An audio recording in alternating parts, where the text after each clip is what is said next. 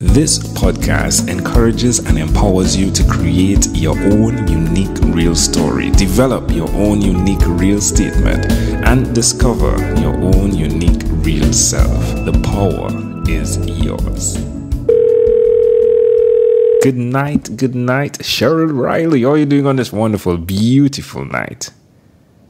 I'm just fine. Where I am is quite cold, but it's nice. Ooh. It's sunny, it's bright, and there's snow, and I like it. Where are you right now in the world? In Canada. All right. It definitely is snowing there, isn't it? Yes. I had a friend that was in Ontario. Specifically, What side are you on right now? We're on the other side. We're in the western provinces. Okay. In BC? Alberta. Okay, Alberta. All right. Yeah. All right. It's really cold there, isn't it? Well, it's a bit warmer, isn't it? It would be warmer than Ontario, wouldn't it? Is it? Yes, definitely. So it hasn't been bad. They can say it's -5 temperature here because we've got the bright sun. It's very bright outside, and it's actually weather I like. Oh, that's great. It's refreshing. That's wonderful. That's wonderful. Well, do tell us, which of your talents is responsible for us connecting at this specific time in history? Well, I'm an author of over 6 novels and 2 more to be published this year. So it's through the writing that we're making this connection. Definitely. And I do love that, as you said, there isn't any one genre that you stick to. Good, yes. So who did you learn that ability to be various characters in life from the specific place of when you're writing, you take up the character, like you're that person, right? In some instances, every character, you're that person. Who did you learn that ability to switch and turn from? I've always loved reading, and I used to be a school teacher, and I used to read to my class. And I taught grades 5 and 6, so they were 10 and 11 years old. And we did novel studies, and it's fascinating to do a novel study with children, especially 11-year-olds, because they ask questions, and they're very, very alert and bright and knowledgeable. So when I was doing that, I started to write a book for students of that age, and I read the book to them, and they made comments, and they were my first audience. And from there, since I retired, I've decided to move on to adult stories because there's a wider range. So that's what started me on learning this skill of writing. All right. Has it been fun? Yes. I do enjoy it. I love creating characters. I do like plots. I'm a plot person, really, and then I get my characters from there. Do you look at TV, specifically Netflix? No, I don't. Okay. Because Netflix, oh my, the writers on there, if you get into a series, the plots, they're good, aren't they? Oh my gosh, it's I'm fascinated by it, how good they are. It's like, okay, let me see if I can look at this one episode and not continue. And I usually have to continue, sometimes in the wee hours of the night. Oh, it's addictive. But I'm always amazed, and this is one thing I really love, is to watch how the writer constantly gives you another little, like they used to compare it to peeling an onion. There's another layer. And then you find out there's another reason and another reason. And I love these plots that are complicated. And if I'd been really, really observant at the beginning of the movie, I would have noticed such and such because they've shown it in some ways. So when I'm writing stories, I try to just drop in little clues. Is the reader going to pick that up? And that's fun. Definitely. So what's the best one you would suggest we start with if we had to dig into your artistry? Into my novels? Yeah. I would start with the Bringing Jamie Home trilogy, and that starts out with Jamie's Choice. So it's 3 books, and it takes to the end of the 3rd book for everything to get wrapped up. Each book is a standalone, but you want to get to the end of the 3rd book. Is there a website we can go to connect with what Yes. you do? Tell us, please. Yes. It's Sherile Reilly, Sherile Reilly, REILLY.com. Wonderful. Tell me one other thing that you've done consistently over the last 3 years, please. Well, I've worked on the craft of writing practically every day, and it could be writing the first draft, doing research, doing marketing, attending lots of writers' seminars, listening to podcasts like yours. It's just I'm constantly learning and developing my skills. Sheryl, come on. It seems as though you've been traveling a ton as well over the last forever as well. You're a world traveler, aren't you? Yes. I've been all the way from Russia through Iceland, down to Tahiti, Fiji, Australia, New Zealand.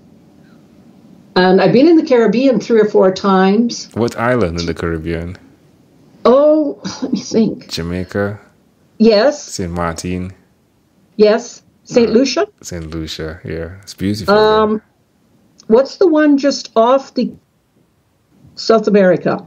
Off South Trinidad. America. Trinidad? Have you been to Trinidad? Yes, long time ago. I am in Trinidad. I live in Trinidad. I was born in Trinidad. Oh. So did you do Port of Spain? Yes, what we've been on is cruises. Right, so you would have jumped out right at Port of Spain right there and probably just walked through the city. Wow. Yes. That's amazing. Wow, small world, right? Yes. Holidays, and I'm so glad my husband and I did all that traveling. That's good. So it's been. Do you still travel? Yes. I'm just looking up what I want to do next. So I've kind of narrowed it down to 2 or 3 places that I'd like us to go to. Because I haven't been to the Far East, the Philippines, or in there. So that might be a possibility. Love it. Have you ever done the drive from Calgary to BC? Or even from... Yes. Okay. Absolutely. Yes. Beautiful. It was the most beautiful experience I had. It is beautiful, and we live very close to the mountains. Actually, if you stand in certain places in our city, you can see the mountains. Now, they look like they're close, but they're not. Yeah, they're 80 miles away. Yeah, yes, huge. Yeah. And there's an overwhelming feeling that I get when I go into the mountains because they...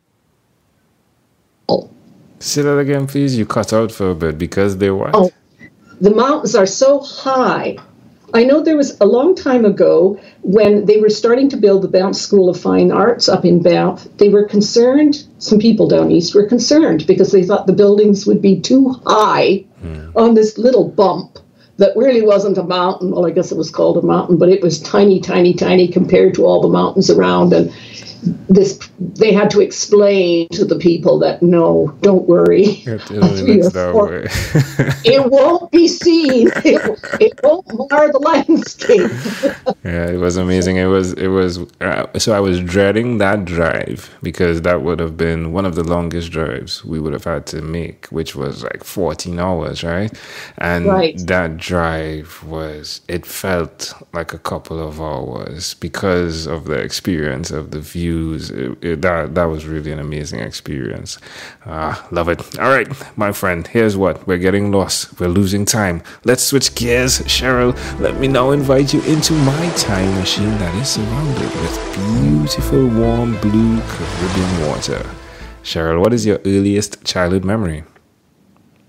Well, that's a tough question, but I do remember sitting outside one day on the back steps, and I was looking at myself in the basement window. I was using it like a mirror, and what did I have in my hand? A pair of scissors, and I was busy cutting my hair. Oh, my. So that is my first childhood memory. How old were you in that memory?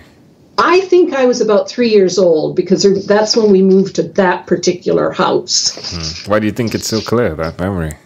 Well, this is very interesting. There are no pictures of me doing this, so it's only in my mind. And I do remember sitting there looking at myself in the window. Wow.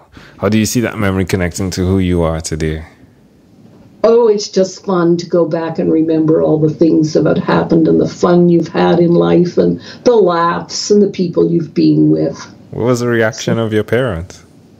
You know what? I don't think I cut much hair because somebody said to me, "What were you doing with scissors when you were 3 years old?"